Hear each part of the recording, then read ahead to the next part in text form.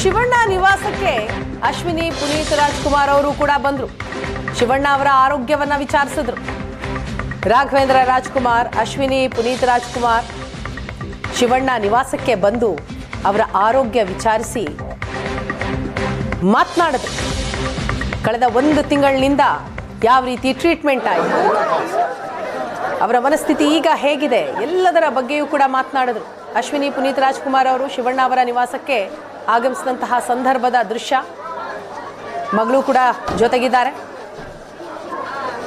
ರಾಘವೇಂದ್ರ ರಾಜ್ಕುಮಾರ್, ಅಶ್ವಿನಿ ಎಲ್ಲರೂ ಬಂದು ಶಿವಣ್ಣರ ಆರೋಗ್ಯವನ್ನು ವಿಚಾರಿಸಿದ್ರು. ಶಿವಣ್ಣ ನಿವಾಸದ ಮುಂದೆ ಜನವೋ ಜನ. ಅವರನ್ನು ನೋಡಬೇಕು ಅಂತಲೇ ಬೆಂಗಳೂರು ಮಾತ್ರ ಅಲ್ಲ, ರಾಜ್ಯದ ಬೇರೆ ಬೇರೆ ಭಾಗದಿಂದಲೂ ಕೂಡ ಜನ ಬಂದಿದ್ರು, ಅಭಿಮಾನಿಗಳು ಬಂದಿದ್ರು. ಈ ಬಗ್ಗೆ ಮಾಹಿತಿಯನ್ನ ಕೊಡ್ತಾರೆ ನಮ್ಮ ಪ್ರತಿನಿಧಿ ವಿಜಯ್. ಇದೀಗ ನಮ್ಮ ಜೊತೆ ಸಂಪರ್ಕದಲ್ಲಿದ್ದಾರೆ. Vijay, hat-trick hero Shivanna return ಆಗಿದ್ದಾರೆ, ತಾಯ್ನಾಡಿಗೆ ಬಂದಿದ್ದಾರೆ. ಸೊ ಅವರನ್ನ ನೋಡಿನೇ ಅಭಿಮಾನಿಗಳು ಫುಲ್ ಖುಷಾದ್ರು, ಸಂಭ್ರಮಿಸಿದ್ರು.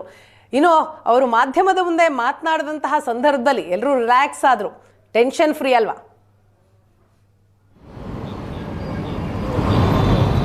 ಖಂಡಿತವಾಗೂ ವೀಣಾ, ಶಿವರಾಜ್ ಕುಮಾರ್ ಅವರಿಗೆ ಆರೋಗ್ಯ ಸರಿಯಿಲ್ಲ, ಅವರಿಗೆ ಕ್ಯಾನ್ಸರ್ ಆಗಿದೆ ಅಂತ ವಿಚಾರ ಗೊತ್ತಾದಾಗ ಇಡೀ ಕರ್ನಾಟಕದಲ್ಲಿರುವಂಥ ಶಿವರಾಜ್ ಕುಮಾರ್ ಅಭಿಮಾನಿಗಳು ಒಂದು ಆತಂಕಕ್ಕೆ ಒಳಗಾಗಿದ್ರು.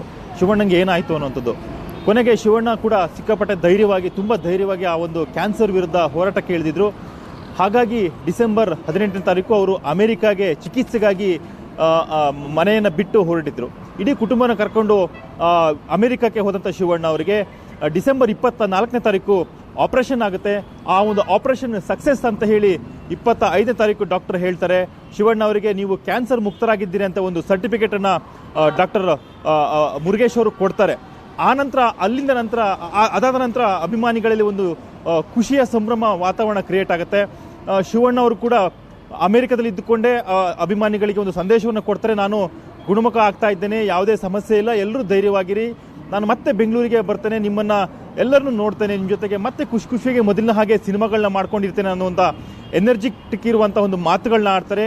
ಆನಂತರ ಶಿವಣ್ಣರ ಅಭಿಮಾನಿಗಳು ಆರಾಮಾಗಿ ಕೂಲಾಗಿರ್ತಾರೆ. ಇವತ್ತು ಶಿವಣ್ಣ ಅವರು ಬೆಂಗಳೂರಿಗೆ ಬಂದಿದ್ದಾರೆ, ತಮ್ಮ ಶ್ರೀಮುತ್ತು ನಿವಾಸಕ್ಕೆ ಬಂದಿದ್ದಾರೆ. ಶಿವಣ್ಣ ಅವ್ರನ್ನ ನೋಡಿದಂಥ ಪ್ರತಿಯೊಬ್ಬ ಅಭಿಮಾನಿಗಳು ತುಂಬ ಖುಷಿಯಿಂದ ಅವ್ರನ್ನ ಗ್ರ್ಯಾಂಡಾಗಿ ವೆಲ್ಕಮನ್ನು ಮಾಡ್ಕೊಂಡಿದ್ದಾರೆ. ಶ್ರೀಮುತ್ತು ನಿವಾಸದಲ್ಲಿ ಇವತ್ತೊಂದು ರೀತಿ ಹಬ್ಬದ ವಾತಾವರಣ ಸೃಷ್ಟಿಯಾಗಿತ್ತು. ಎಲ್ಲ ಅಭಿಮಾನಿಗಳು ಶಿವಣ್ಣ ಅವರಿಗೆ ಹೂಮಳೆಯನ್ನು ಸುರಿಸೋ ಮೂಲಕ ಅವರನ್ನು ಮನೆಗೆ ವೆಲ್ಕಮ್ ಮಾಡಿಕೊಂಡ್ರು, ಅವರಿಗೆ ಶುಭಾಶಯನ್ನು ಹೇಳಿದ್ರು, ಶಿವಣ್ಣ ಅವರಿಗೆ ವಿಶನ್ನು ಮಾಡಿದ್ರು, ಅವ್ರನ್ನ ಮತ್ತೆ ಸಿನಿಮಾದಲ್ಲಿ ನೋಡಬೇಕು, ನೀವು ಮತ್ತೆ ಆಕ್ಟಿವ್ ಆಗಿ ಅನ್ನೋಂಥ ಒಂದು ಆಶಾಭಾವ, ಒಂದು ಭರವಸೆಯನ್ನು ನೀಡುವಂಥ ಒಂದು ಪ್ರೀತಿಯ ಮಾತುಗಳನ್ನಾಡಿದ್ರು. ಶಿವಣ್ಣ ಕೂಡ ಎಲ್ಲ ಅಭಿಮಾನಿಗಳನ್ನ ಕುರಿತು ಅವ್ರ ಜೊತೆಗೆ ಕೈ ಬೀಸಿ ಅವ್ರ ಜೊತೆಗೆ ಪ್ರೀತಿಯ ಮಾತುಗಳನ್ನಾಡಿ ಅವರನ್ನ ಮೀಟ್ ಮಾಡೋ ಕೆಲಸವನ್ನು ಕೂಡ ಮಾಡಿದ್ರು. ಅದರ ನಂತರ ಮಾಧ್ಯಮಗಳ ಜೊತೆಗೆ ಶಿವಣ್ಣ ಮಾತನಾಡೋ ಸಂದರ್ಭದಲ್ಲಿ ಅವರ ಮುಖದಲ್ಲಿ ಒಂದು ಎನರ್ಜಿ ಇತ್ತು, ಅವರ ಮುಖದಲ್ಲಿ ಒಂದು ಧೈರ್ಯ ಇತ್ತು. ಅಂತಂದರೆ ಶಿವಣ್ಣ ಮನೆಯಿಂದ ಹೋಗುವಾಗ ನಾನು ಒಂದು ರೀತಿ ಭಯ ಆಗಿದೆ, ಒಂದು ಸ್ವಲ್ಪ ಎಲ್ಲೋ ನೋವಾಗ್ತಿದೆ ಅನ್ನುವಂಥ ಒಂದು ಎಮೋಷ್ನಲ್ ಮಾತುಗಳನ್ನ ಆಡೇ ಹೊರಟಿದ್ದು. ಆನಂತರ ಅವ್ರು ಇವತ್ತು ಮಾತನಾಡೋ ಸಂದರ್ಭದಲ್ಲಿ ಹೇಳ್ತಾ ಇದ್ರು, ನನಗೆ ನನ್ನ ಶಕ್ತಿನೇ ಅಂದರೆ ನನ್ನ ಈ ಒಂದು ಆರೋಗ್ಯದಲ್ಲಿ ಚೇತರಿಸಿಕೊಳ್ಳೋ ನನ್ನ ಶಕ್ತಿ ನನ್ನ ಅಭಿಮಾನಿಗಳು ಮತ್ತು ದೇವರು, ಹಾಗೆ ನನ್ನ ವೈದ್ಯರು ಅನ್ನೋ ಮಾತನ್ನು ಹೇಳಿದ್ರು. ಜೊತೆಗೆ ನನ್ನ ಕುಟುಂಬ ನನ್ನ ಜೊತೆಗೆ ಸಾಥ್ ಕೊಟ್ಟಿತ್ತು. ನಾನು ಧೈರ್ಯವಾಗಿ ಈ ಒಂದು ಕ್ಯಾನ್ಸರ್ ಅನ್ನುವಂಥ ಒಂದು ರೋಗದಿಂದ, ಕ್ಯಾನ್ಸರ್ ರೋಗದ ವಿರುದ್ಧ ಹೋರಾಡಿ ಗೆದ್ದು ಬಂದಿದೆ ಅನ್ನೋ ಮಾತುಗಳನ್ನ ಶಿವಣ್ಣ ತುಂಬ ಕಾನ್ಫಿಡೆಂಟ್ ಆಗಿ ಹೇಳಿದ್ರು. ಜೊತೆಗೆ ಶಿವಣ್ಣ ಅವರು ತಮ್ಮ ಟ್ರೀಟ್ಮೆಂಟ್ನ ಪ್ರತಿ ಹಂತ ಹೇಗಿತ್ತು ಅನ್ನೋದ್ರ ಬಗ್ಗೆ ಕೂಡ ವಿವರಣೆಯನ್ನು ಕೊಟ್ಟಿದ್ರು. 24ನೇ ತಾರೀಕು ಏನು ಆಪರೇಷನ್ ಥಿಯೇಟ್ರ್ ಒಳಗಡೆ ಹೋಗೋ ಸಂದರ್ಭದಲ್ಲಿ ನಾನು ಒಂದು ರೀತಿ ಭಯ ಆಗಿದ್ದೆ, ಆದರೆ 21 ಗಂಟೆಗಳ ಕಾಲ ನಾನು ಇಲ್ಲಿಂದ ಬೆಂಗಳೂರಿಂದ ಅಮೆರಿಕಾಗೆ ಪ್ರಯಾಣವನ್ನು ಮಾಡಿದೆ. ಆನಂತರ ಅಮೆರಿಕದಲ್ಲಿರುವಂತಹ ಯುಮಿನಿ ಈ ಆಸ್ಪತ್ರೆಗೆ ನಾನು ಎಂಟ್ರಿ ಕೊಟ್ಟಾಗ ಒಂದು ರೀತಿಯಾದಂಥ ಒಂದು ಎನರ್ಜಿ ಬಂತು ನನಗೆ.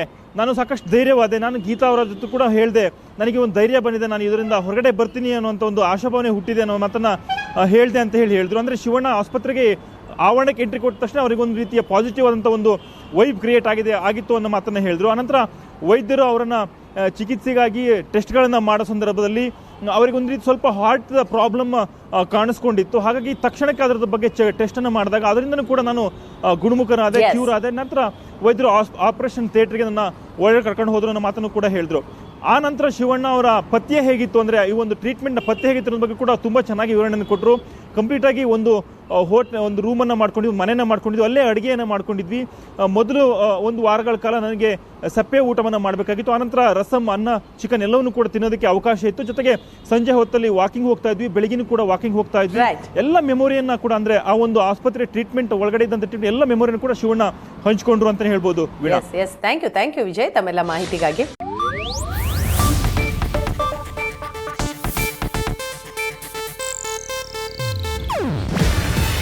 ಇದು ಏಷ್ಯಾನೆಟ್ ನ್ಯೂಸ್ ನೆಟ್ವರ್ಕ್ ಪ್ರಸ್ತುತಿ. ನೀವು ನೋಡ್ತಿದ್ದೀರಾ ಏಷ್ಯಾನೆಟ್ ಸುವರ್ಣ ನ್ಯೂಸ್.